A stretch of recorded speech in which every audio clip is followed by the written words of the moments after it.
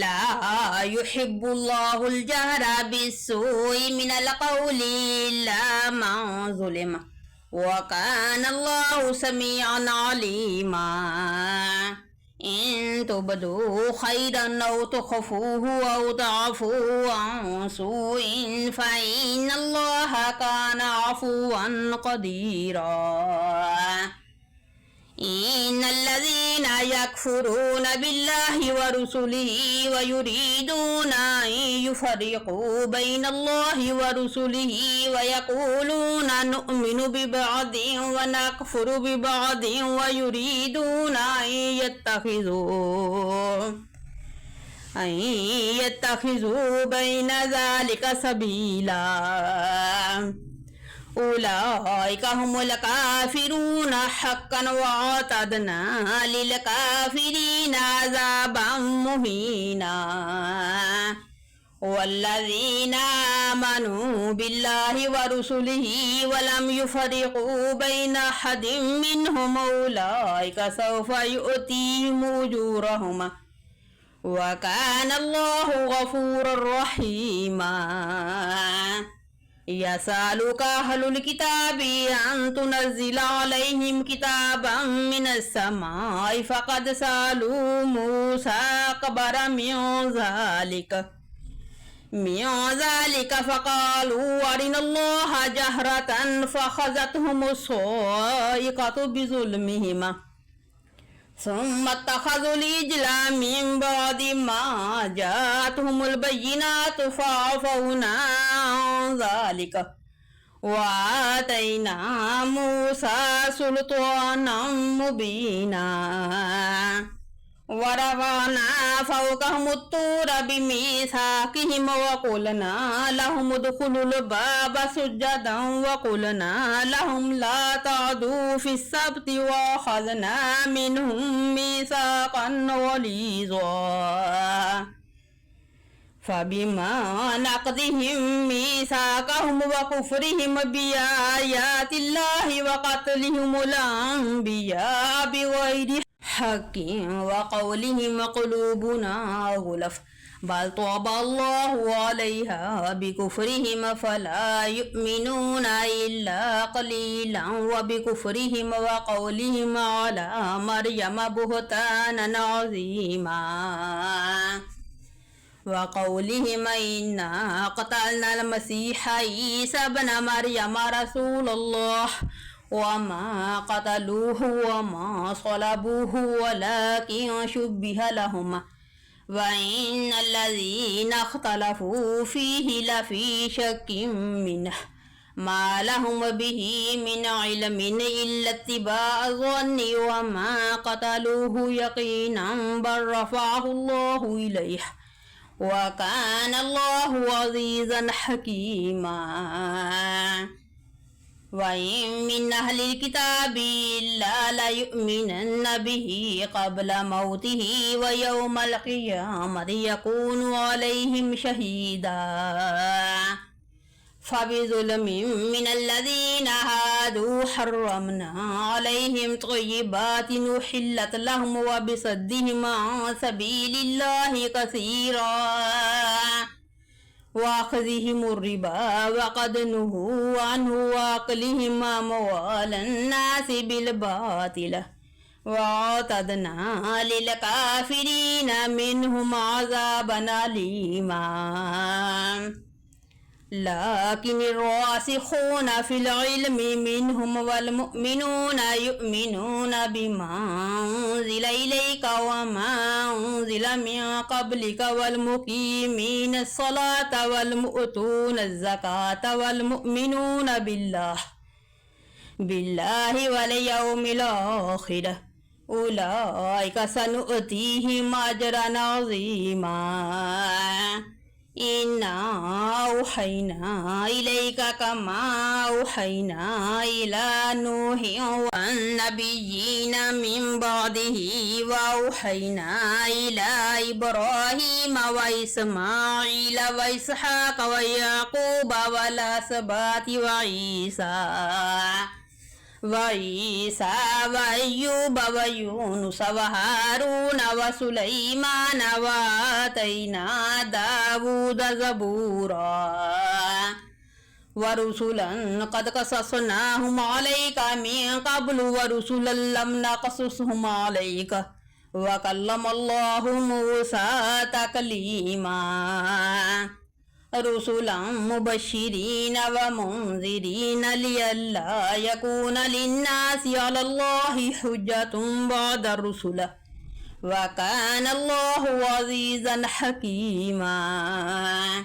لكن الله يشهد بما أنزل إليك أنزله بعلمه والملائكة يشهدون وكفى بالله شهيدا إن الذين كفروا وصدوا عن سبيل الله قد ضلوا ضلالا بعيدا إن الذين كفروا وظلموا لم يكن الله ليغفر لهم ولا ليهديهم طريقا إلا طريق جهنم خالدين فيها أبدا وكان ذلك على الله يسيرا يا أيها الناس قد جاءكم الرسول بالحق من ربكم فآمنوا خيرا لكم وإن تكفروا فإن لله ما في السماوات والأرض وكان الله عليما حكيما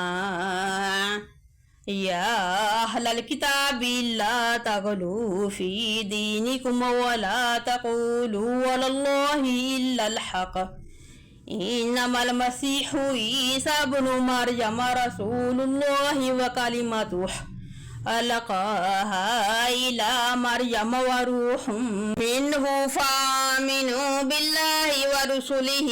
ولا تقولوا ثلاثة انتهوا خيرا لكم إنما الله إله واحد سبحانه أن يكون له ولد له ما في السماوات وما في الأرض وكفى بالله وكيلا لن يستنكف المسيح أن يكون عبدا لله ولا الملائكة المقربون ومن يستنكف عن عبادته ويستكبر فسيحشرهم إليه جميعا فأما الذين آمنوا وعملوا الصالحات فيوفيهم أجورهم ويزيدهم من فضله وأما الذين استنكفوا واستكبروا فيعذبهم عذابا أليما ولا يجدون لهم من دون الله وليا ولا نصيرا يا أيها الناس قد جاءكم برهان من ربكم وأنزلنا إليكم نورا مبينا فأما الذين آمنوا بالله واعتصموا به فسيدخلهم في رحمة منه وفضل ويهديهم إليه صراطا مستقيما يستفتونك قل الله يفتيكم في الكلالة إن امرؤ هلك ليس له ولد وله أخت فلها نصف ما ترك وهو يرثها إن لم يكن لها ولد فإن كانت اثنتين فلهما الثلثان مما ترك وإن كانوا إخوة رجالا ونساء فللذكر مثل حظ الأنثيين يبين الله لكم أن تضلوا والله بكل شيء عليم بسم الله الرحمن الرحيم يا أيها الذين آمنوا أوفوا بالعقود أحلت لكم بهيمة الأنعام إلا ما يتلى عليكم غير محل الصيد وأنتم حرم إن الله يحكم ما يريد يا أيها الذين آمنوا لا تحلوا شعائر الله ولا الشهر الحرام ولا الهدي ولا القلائد ولا آمين البيت الحرام يبتغون فضلا من ربهم ورضوانا وإذا حللتم فاصطادوا ولا يجرمنكم شنآن قوم أن صدوكم عن المسجد الحرام أن تعتدوا وتعاونوا على البر والتقوى ولا تعاونوا على الإثم والعدوان واتقوا الله إن الله شديد العقاب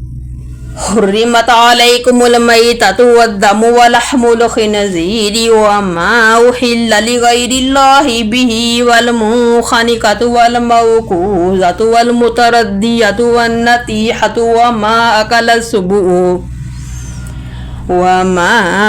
السبوع إلا ما زكيتم وما ذبح على النصب وأن تستقسموا بالأزلام ذلكم فسق اليوم يئس الذين كفروا من دينكم فلا تخشوهم واخشون اليوم أكملت لكم دينكم وأتممت عليكم نعمتي ورضيت لكم الإسلام دينا فمن اضطر في مخمصة غير متجانف لإثم فإن الله غفور رحيم يسألونك ماذا أحل لهما قل أحل لكم الطيبات وما علمتم من الجوارح مكلبين تعلمونهن مما علمكم الله فكلوا مما أمسكن عليكم واذكروا اسم الله عليه واتقوا الله إن الله سريع الحساب اليوم أحل لكم الطيبات وطعام الذين أوتوا الكتاب حل لكم وطعامكم حل لهم والمحصنات من المؤمنات والمحصنات من الذين أوتوا الكتاب من قبلكم إذا آتيتموهن أجورهن محسنين غير مسافحين ولا متخذي أخدان ومن يكفر بالإيمان فقد حبط عمله وهو في الآخرة من الخاسرين يا أيها الذين آمنوا إذا قمتم إلى الصلاة فاغتسلوا وجوهكم وأيديكم إلى المرافق وامسحوا برؤوسكم وأرجلكم إلى الكعبين وإن كنتم جنبا فاطهروا وإن كنتم مرضى وعلى سفر أو جاء أحد منكم من الغائط أو لامستم النساء فلم تجدوا ماء فتيمموا صعيدا طيبا فامسحوا بوجوهكم وأيديكم منه ما يريد الله ليجعل عليكم من حرج ولكن يريد ليطهركم وليتم نعمته عليكم لعلكم تشكرون واذكروا نعمة الله عليكم وميثاقه الذي وثقكم به إذ قلتم سمعنا وأطعنا واتقوا الله إن الله عليم بذات الصدور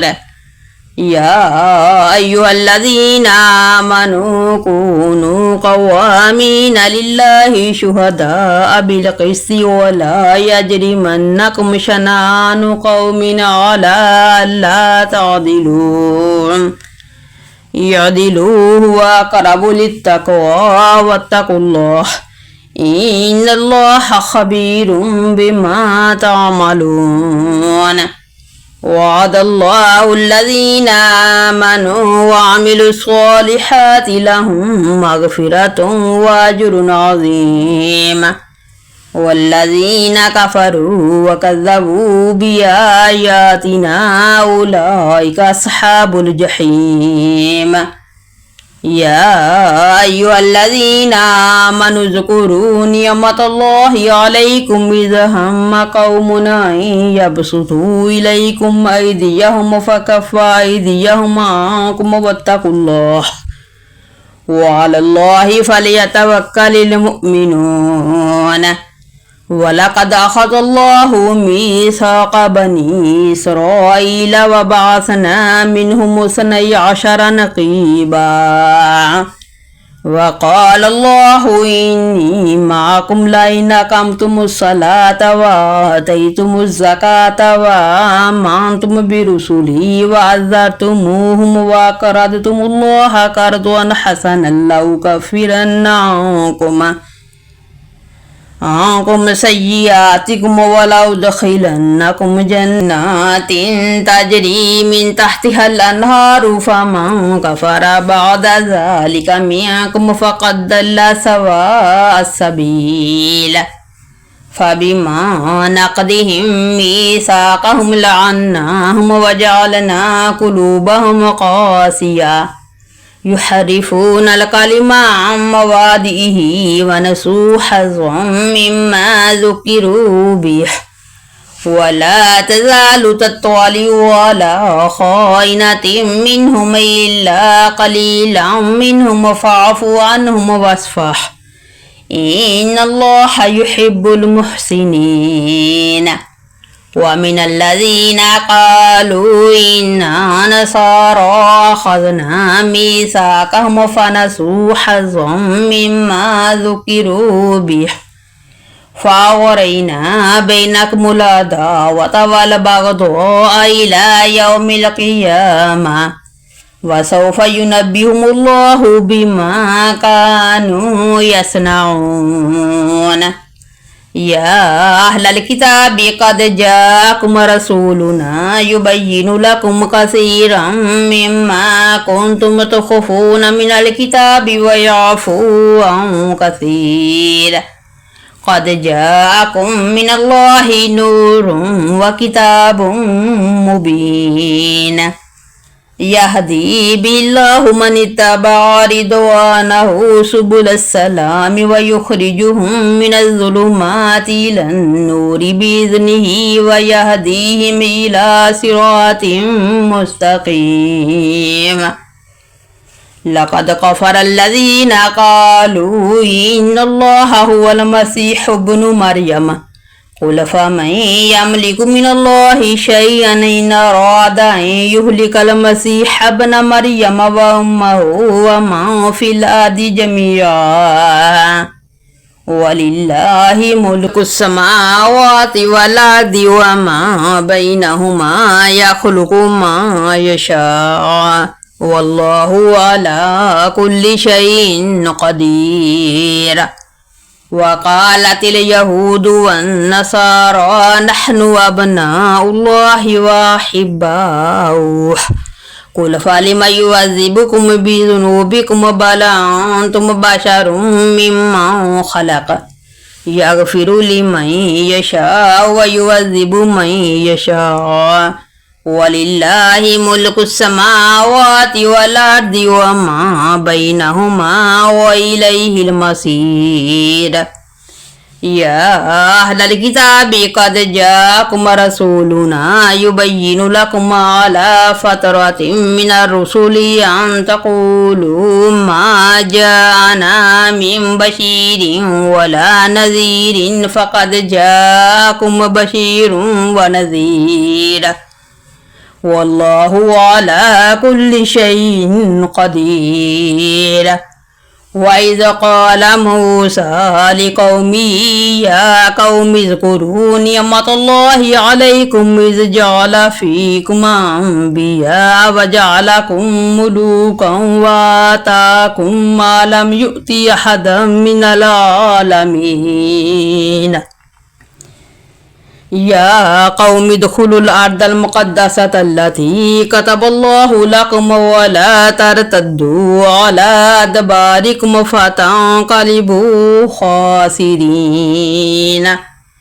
قالوا يا موسى إن فيها قوما جبارين وإنا لن ندخلها حتى يخرجوا منها فإن يخرجوا منها فإنا داخلون. قال رجلان من الذين يخافون أنعم الله عليهم ادخلوا عليهم الباب فإذا دخلتموه فإنكم غالبون وعلى الله فتوكلوا إن كنتم مؤمنين. قالوا يا موسى إنا لن ندخلها أبدا ما داموا فيها فاذهب أنت وربك فقاتلا إنا هاهنا قائدون. قال رب إني لا أملك إلا نفسي وأخي فافرق بيننا وبين القوم الفاسقين. قال فإنها محرمة عليهم 40 سنة يتيهون في الأرض فلا تأس على القوم الفاسقين. واتل عليهم نبأ ابني آدم بالحق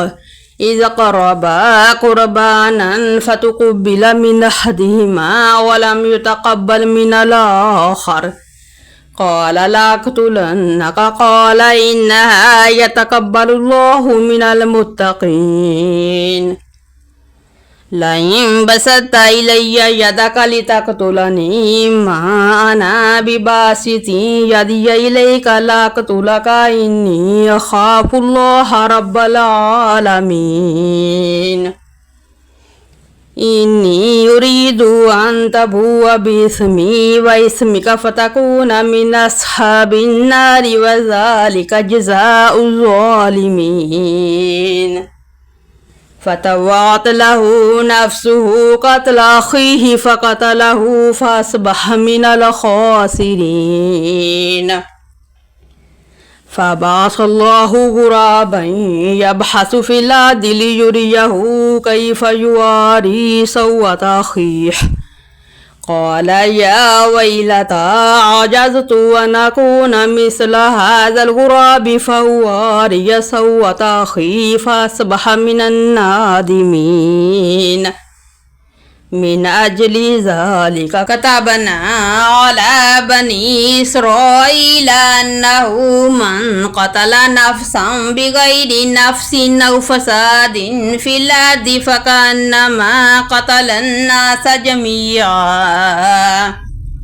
ومن أحياها فكأنما أحيا الناس جميعا. ولقد جاءتهم رسلنا بالبينات ثم إن كثيرا منهم بعد ذلك في الأرض لمسرفون. إنما جزاء الذين يحاربون الله ورسوله ويسعون في الأرض فسادا أن يقتلوا أو يسلبوا أو تقطع أيديهم وأرجلهم من خلاف أو ينفوا من الأرض ذلك لهم خزي في الدنيا ولهم في الآخرة عذاب عظيم. إلا الذين تابوا من قبل أن تقدروا عليهم فاعلموا أن الله غفور رحيم. يا أيها الذين آمنوا اتقوا الله وابتغوا إليه الوسيلة وجاهدوا في سبيله لعلكم تفلحون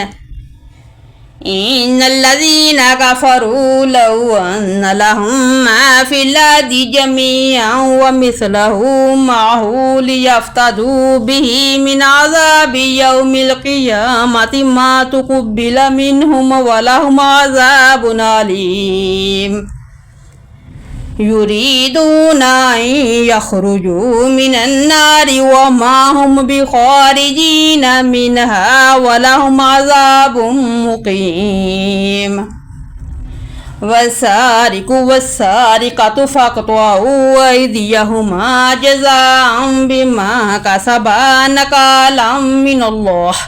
والله عزيز حكيم فمن تاب من بعد ظلمه وأصلح فإن الله يتوب عليه إن الله غفور رحيم ألم تعلم أن الله له ملك السماوات والأرض يعذب من يشاء ويغفر لمن يشاء والله على كل شيء قدير يا أيها الرسول لا يحزنك الذين يسارعون في الكفر من الذين قالوا آمنا بأفواههم ولم تؤمن قلوبهم ومن الذين هادوا سماعون للكذب سماعون لقوم آخرين لم يأتوك يحرفون الكلمة من بعد مواضعه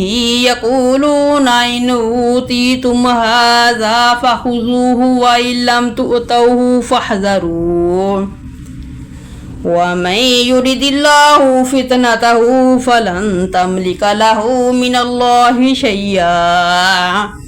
أولئك الذين لم يرد الله أن يطهر قلوبهم لهم في الدنيا خزي ولهم في الآخرة عذاب عظيم سماعون للكذب يقالون للسحت فإن جاءوك فاحكم بينهم واعرض عنهم وإن تعرض عنهم فلن يضروك شيئا وإن حكمت فاحكم بينهم بالقسط إن الله يحب المقسطين وكيف يحكمونك وعندهم التوراة فيها حكم الله ثم يتولون من بعد ذلك وما أولئك بالمؤمنين إنا أنزلنا التوراة فيها هدى ونور يحكم بها النبيون الذين أسلموا للذين هادوا وربانيون والأحبار بما استحفظوا من كتاب الله وكانوا عليه شهداء فلا تخشوا الناس واخشوني ولا تشتروا بآياتي ثمنا قليلا ومن لم يحكم بما أنزل الله فأولئك هم الكافرون وكتبنا عليهم فيها أن النفس بالنفس والعين بالعين والأنف بالأنف والأذن بالأذن والسن بالسن والجروح قصاص فمن تصدق به فهو كفارة الله ومن لم يحكم بما أنزل الله فأولئك هم الظالمون وقفينا على آثارهم بعيسى ابن مريم مصدقا لما بين يديه من التوراة وآتيناه الإنجيل فيه هدى ونور مصدقا لما بين يديه من التوراة وهدى وموعظة للمتقين وليحكم أهل الإنجيل بما أنزل الله فيه ومن لم يحكم بما أنزل الله فأولئك هم الفاسقون وأنزلنا إليك الكتاب بالحق مصدقا لما بين يديه من الكتاب ومهيمنا عليه فاحكم بينهم بما أنزل الله ولا تتبع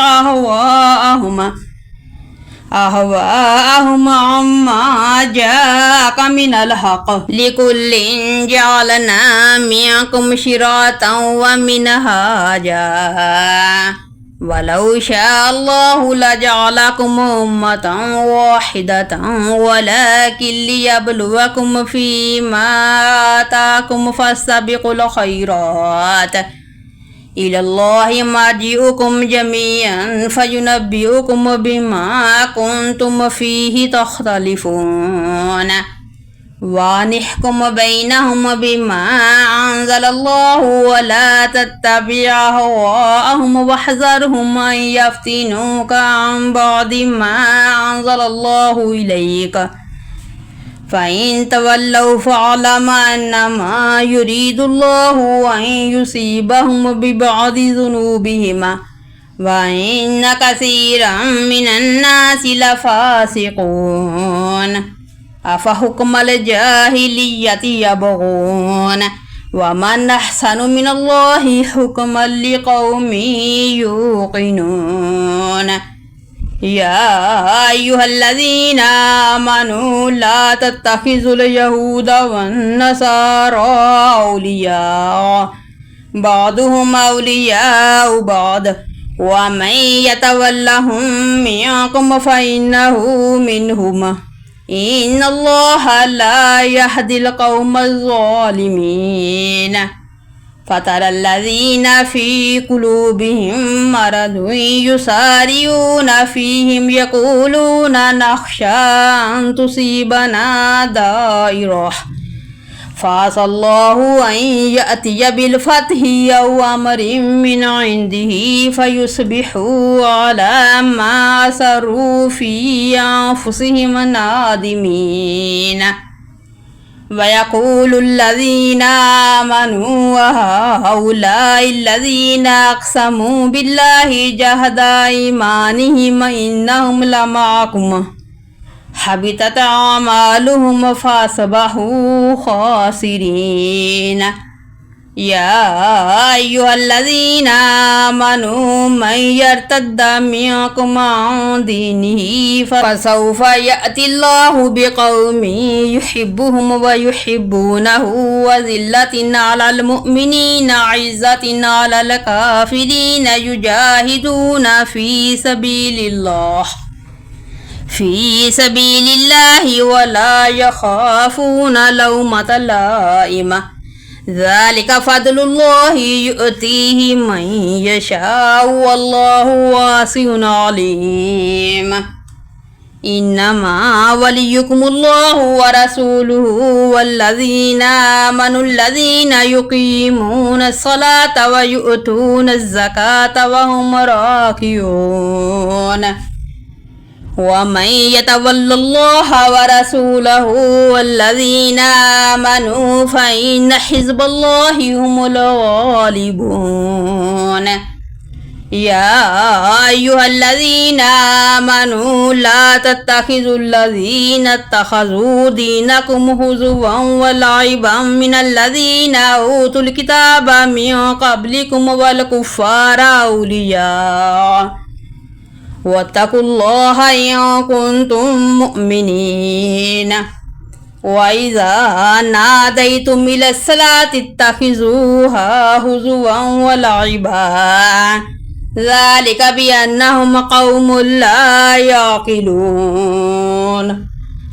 قل يا أهل الكتاب هل تنقمون منا إلا أن آمنا بالله وما أنزل إلينا وما أنزل من قبل وأن أكثرهم فاسقون قل هل ننبئكم بشر من ذلك مثوبة عند الله من لعنه الله وغضب عليه وجعل منهم القردة والخنازير وعبد الطاغوت أولئك شر مكانا وأضل عن سواء السبيل وإذا جاءوكم قالوا آمنا وقد دخلوا بالكفر وهم قد خرجوا به والله أعلم بما كانوا يكتمون وترى كثيرا منهم يسارعون في الإثم والعدوان وأكلهم السحت لبئس ما كانوا يعملون لولا ينهاهم الربانيون والأحبار عن قولهم الإثم وأكلهم السحت لبئس ما كانوا يصنعون وقالت اليهود يد الله مغلولة غلت أيديهم ولعنوا بما قالوا بل يداه مبسوطتان ينفق كيف يشاء وليزيدن كثيرا منهم ما أنزل إليك من ربك طغيانا وكفرا وألقينا بينكم العداوة والبغضاء إلى يوم القيامة كلما أوقدوا نارا للحرب أطفاها الله ويسعون في الأرض فسادا والله لا يحب المفسدين ولو أن أهل الكتاب آمنوا واتقوا لكفرنا عنهم سيئاتهم ولأدخلناهم جنات النعيم ولو أنهم أقاموا التوراة والإنجيل وما أنزل إليهم من ربهم لأكلوا من فوقهم ومن تحت أرجلهم منهم أمة مقتصدة وكثير منهم ساء ما يعملون يا أيها الرسول بلغ ما أنزل إليك من ربك وإن لم تفعل فما بلغت رسالته والله يعصمك من الناس إن الله لا يهدي القوم الكافرين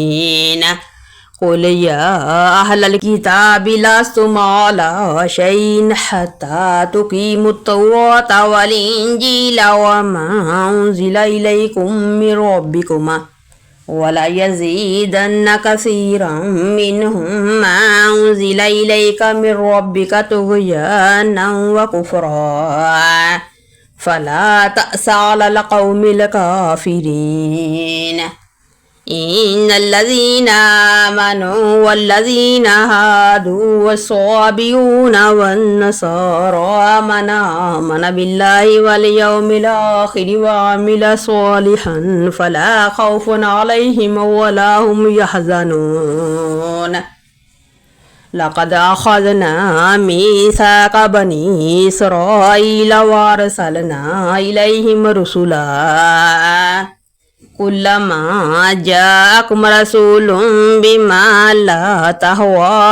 أنفسهم فريقا كذبوا وفريقا يقتلون